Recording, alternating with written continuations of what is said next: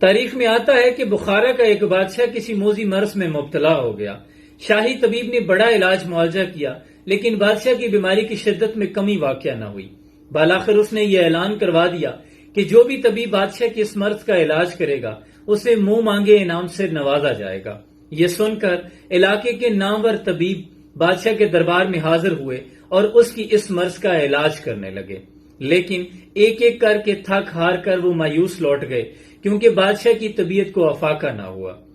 ایک دن ایک نوجوان 17 سالہ لڑکا دربار میں حاضر ہوا اور شاہی طبیب سے بادشاہ کے علاج کی اجازت مانگی۔ اس پر شاہی طبیب نے بڑا حیرانی سے جواب دیا کہ یہاں علاقے کے نامور اور بزرگ طبیب آئے، لیکن وہ بھی مایوس لوٹ گئے۔ نوجوان لڑکے، کیا تم بادشاہ کی اس مرض کا علاج کر لو گے؟ اس پر اس نوجوان نے کہا کہ میں تو بس اتنا جانتا ہوں کہ کوئی بھی مرض لا علاج نہیں۔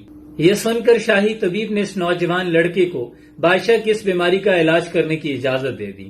اس نوجوان لڑکے نے علاج شروع کیا تو بادشاہ کی طبیعت میں روز بروز بہتری آنے لگی۔ بالآخر ایک دن بادشاہ سلامت، صحت مند اور تندرست و توانا ہو گئے۔ خوش ہو کر دربار میں اس نوجوان لڑکے سے پوچھا، مانگو، کیا مانگتے ہو؟ سارے درباری یہی سوچ رہے تھے کہ یہ نوجوان لڑکا یا تو ہیرے جواہرات مانگے گا یا پھر آدھی سلطنت کا مطالبہ کرے گا، لیکن اس پر نوجوان لڑکے نے کہا کہ بادشاہ سلامت، مجھے اپنی لائبریری سے کچھ عظیم کتابیں پڑھنے کے لیے دے دیجیے۔ یہ جواب سن کر تو سارے درباری جیسے ششدر رہ چکے تھے۔ آج اسی 17 سالہ نوجوان کو دنیا عظیم اور مشہور طبیب بو علی سینا کے نام سے جانتی ہے۔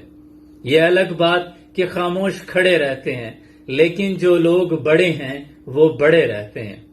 یہ لوگ نو عمری میں بھی، چھوٹی عمر میں بھی قد و قامت میں بڑے رہے ہیں، جن کے حوصلے اور جن کے ارادے بڑے ہوتے ہیں۔